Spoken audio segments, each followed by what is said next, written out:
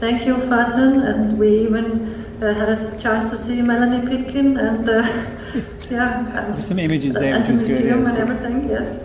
So yes, for the next paper we have Ahmed Rashid, Mummies and Museology: A Civilization Rights Perspective. So welcome. For you, Mark, I'm sorry for all the mummies, but I hope you enjoy it.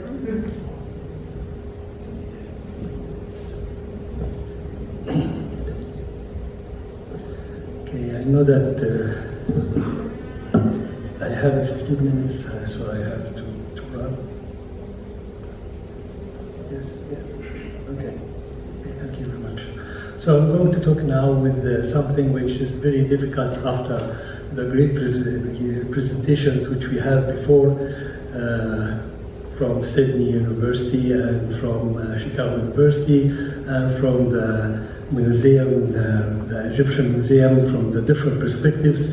Then I'm going to talk about something which somehow very new for everyone, which is going to talk about museums and museology from the perspective of civilization rights, civilizology, and what's so-called civilization resilience.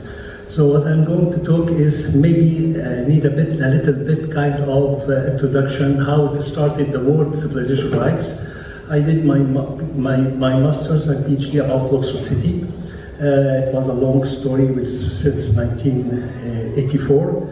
Then I found myself in one day in 1999 in Luxor, Las Vegas. So at that time it came to my mind to say that where is our copyright for having the Luxor Las Vegas when the real Luxor is suffering a lot from a need, from support, from everything. From this dialogue it started a long story, which is many of the issues and debates came, because when I started with the intellectual property, I found that within the intellectual property, that the human civilization is not even considered by all means, even before the tangible and intangible issues to be raised here or there. I try to find within the UNESCO or within the Icom or within all the different options a way to find the right of Luxor instead of Luxor, which was very tough. So I keep making it as a scientific dialogue. Then I found a conference at Cortado, and everybody would think that it is Cortado, Spain, but it was in Cortado, Argentina, and it was a debate between replica and originality. So I raised my issue about Luxor Egypt versus Luxor Las Vegas, and that was started by 2004. Within the scientific research, you have these three options. You have a dialogue, you have a discussion, and you have a debate, and you have a hypothesis. And with this, you could have even a way to have a new concept which maybe it does not exist before all over the world. But since that, I try to make it like a copyright of the heritage and the architecture, especially if I have many of you maybe not visited Luxor Las Vegas, but it's a hotel which is with the shape of the pyramid, but in front they have the Sphinx and they have the obelisk and the name of Luxor, and every room, the room is with a furniture called it's pharaonic, and they gain a lot, and even some of the gambling games are about mummies, about all the Egyptian artifacts. So it was many of these things, and then they said that you are going to gain whatever you would like from that, and in addition that with the souvenirs you're going to have a certificate. So that was the story before. Then I keep asking about that from many angles. I have been introduced to many of the conferences.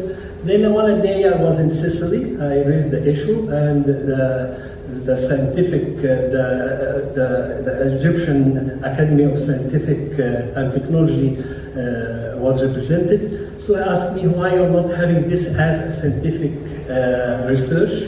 I said I keep asking as an individual for many organizations to adopt my thoughts, but they said that you will do whatever you do. If you succeed, we are all around you and supporting you, but if you fail, you are the only one to be blamed. But in the end, it ended with a project. It was a national project. It was the concept of civilization rights came rather than the copyright and intellectual property, because when we are in discussion with everybody, I said this is the right of the civilization, and with that it came, and it is already something which has already have been published. But after a while, it came to the end, what I could achieve, to make it something not only for the Egyptian civilization, but for all the civilization. So that's why I moved to the United States. I established the Civilization Rights Institute. In addition to that, I already have this kind of, for all the civilization, we have the civilization right, the Universal Declaration of Civilization Rights. So from that perspective, the woman is one of the issues of different issues which has been raised under this title, and the Egyptian civilization is one civilization with all civilizations, even not only the past, for today and for future, for the indigenous communities, for all ancient civilization, all of this. So I would like first, when I said this brief, to acknowledge many of those who supported in the journey, and I'm going to mention two of many with Professor Kahlawi. He's the head of the Arab Archaeological Association, which again I have been awarded from the archaeologist, one of the main recognitions award. And for Dr. Sahar Salim, she is one of the one who we have many dialogues about civilization right and to what extent with mummification and mummies, and she was one of those experts. In addition, I choose to have many of the photos which has been generated through the AI, because respecting to our mummies, I think that it is not able to be even displayed in a picture, not only the word, the name of mummy or the whatever, it is more than that. And this is one of the things which I'm going to have somehow a kind of trying to make it for everyone. So the issue of the tomb, and if we are going to return back to the Egyptian case, it is within the 16th, 17th, 19th, 20th, until now, even legal or illegal, it is something which is happening every day, that you find that there are many of those buried people have been, interrupted by one way or another under the scientific or under the those who would like to represent this or whatever. And there is a lot of ethical gaps between what should be and what should not happen in the past and now and for the future. So the oversights, there is no universal framework protecting human and civilization rights over remains like mummies. So it is even for the human remains and not even for the human remains. So as you know, there is a lot of cats or a lot of animals which is already have been modified. So it's more than that in many of this kind of different issues. So as I mentioned quickly, there is civilization rights, which I mentioned very briefly, how it started, but it has already 17 articles. And then for making civilization rights something which for the scientific and for the sciences, more and more excitement, I added more problematic for myself by the word civilizology. So civilizology is a new science and a scientific approach. So archaeology, anthropology is the outcome of studying something, but civilizology is the input and the process of many of the sciences which are all working together to create a civilization. So civilizology is a new approach which we are trying now even to have many of the debates and discussion and dialogue, and we are going to have a conference about that one.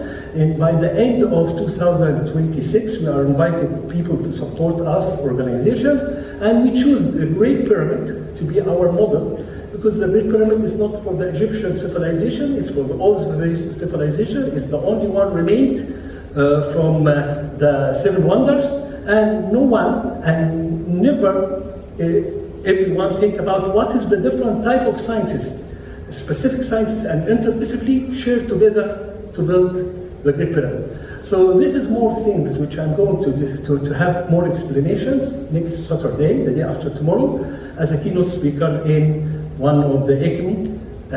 So I'm going to give this in a moment. But all this, in the end, we need to have this kind of civilization resilience, and for the civilization resilience, we think that the 15 articles which is going to be within the civilization right article, in the Universal Civilization Right, is going to cover many of the issues, which is going to change our approach, how we tackle the word mummy and mummification and the display and all these things.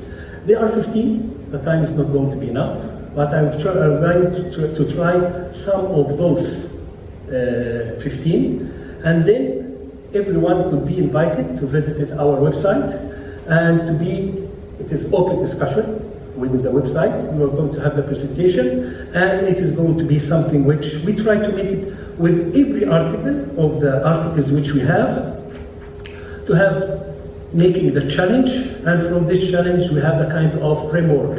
It is a suggested framework. As you can see, even this picture is created by the AI to show us that what is the story, what it's about, but it's the thing which we would like to talk about it, which is very important in our paper. It's about the original environment for all the artifacts, not only for the mummies, for everything. If there will be an original site,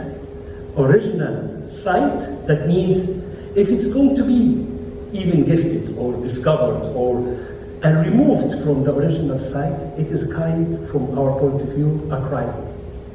And this crime means, even if it's happened during 4,000 or 5,000 decades or years or centuries, or even it's going to happen today or for the future, and we have with the future now, the AI, which could replace many of those,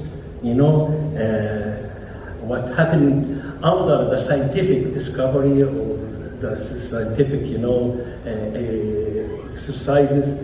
But we have to think about it in a different way, by one way or another. So the challenge mummies were taken from tomb, the Valley of Kings or whatever, in every place of Egypt, and even if it's not going to be one of those, royal mummies, but still we have to respect. And this again will come to the word civilization. If I am a man and I prepare myself to the second life, so I decide, and I have a decision, and I have a human right that I would like to be buried in a way when my time to come, and I spent all my life to be prepared, and with and I use the medicines and medical point of view, different type for the mummification. Then I use all my authorities and my support of a technicality to have a kind of coffin, and then to have this kind of tomb, and the architecture, approach to have buried in a valley or a mastaba or whatever. So I have a right. I was planning. I have a decision. So if I've been taken to be in even the Grand Museum, or even in the Metropolitan Museum, or any of the museums, this is something which I think against the will of those who already have been buried for many years. So I think that they have the right, one a day, to be returned to their originals. Even it's difficult, but it was possible for one of them to have an imagination that they are going to be moved from their place to be around the world. So if it's going to be a possibility for all of us to think that not only for the mummies, but for all the artifacts, that they have originality, and even we have, even with the civilization rights, we have to declare that there is a right. So this is the first step. But to return, this may be taking centuries. I am not saying that it's going to be Big Bang for tomorrow, but we have to put it like that. So that's why with each article of this, we put some of the article and what is the challenge and what is the framework for that. And many of those even have, kind of discussions with many of, not in Egypt only, but even with colleagues from Peru, from Ecuador, from India, from Mexico, from many other places, and we are opening the discussion for more and more ideas. I would like to make it just very clear and cut. That's why it came from my heart, rather than reading every single word, because maybe it's going to be more than difficult and it's going to be confused. So that's why I decided to make it like that. But if you would like to return back to every word has been mentioned, it's very important. But this is the most important for those 15, and we already have the 10th of June every year, a celebration of Civilization Right Day. And by coincidence, we celebrated the 5th year when the international community and within the United Nations, they have the 10th of June for the Civilization Dialogue, which we have no idea why God chose that. We have this with that. And that's why we said that we were going to have with China, the leader of the Civilization Dialogue, a kind of discussion, because the ultimate goal for the Civilization Dialogue is to be having the civilization right, because we have the human rights, the humanity rights, the woman rights, the intellectual property rights. All these rights is seeking for the ultimate goal that the international community will be civilized. But not one of them as alone is going to achieve it, even the climate change 17 issues, but civilization right accommodate all. So what we did after this kind of the 15 articles, we have this kind of a rating system, which is going to be a rating system for museums and from everyone who's having the research. It is divided into two types of rating system. Civilization right rating system, to what extent it has been followed, and a civilizatory rating system. So for the civilizatory rating system, when we have a tomb, it is not going to be alone that this tomb has been discovered from this and that. No, it's going to be the civilizatory of this tomb. How it became to be a tomb, what is the process, what is the person, what is all of these things. I know sometimes we are going to have this kind of rating system for each museums in the future, which we are thinking that we are opening the door for a new approaches, as they said, for the future of museums. And we have a new generations with youth, with this kind of IT and AI, so we could have many angles which was not already existed before. And with that, we are sure that we are going to have grades with this rating system for a future, and it's very open for the academics, for exchange, and for many. That's why it is under Civilization Right Institute. So this is an institute. If it's new, it is new established. We have many respected colleagues now, but we are still ongoing. And when I started that one, it was in the same. It was in Virginia, and it is the same non-profit organization as the National Geographic started in 1888. I am sure it is going to be beyond my life, and that's why we have, even in the Article 15, we said that we are going to approach the national and international organization, but we try to make it grassroots from generation to generation. That's why we said that it is a kind of an opportunity, and we think that the MOMIS and many others will have a better future with a better understanding, with a better way of how we could have a different. I am sure that maybe I am from an architecture background, but it became a civilization background, so every one of you has been shared what we so-called a civilization right, civilization for civilization resilience, chance, change, challenge, cha-cha-cha, for the future of our museums. Thank you very much.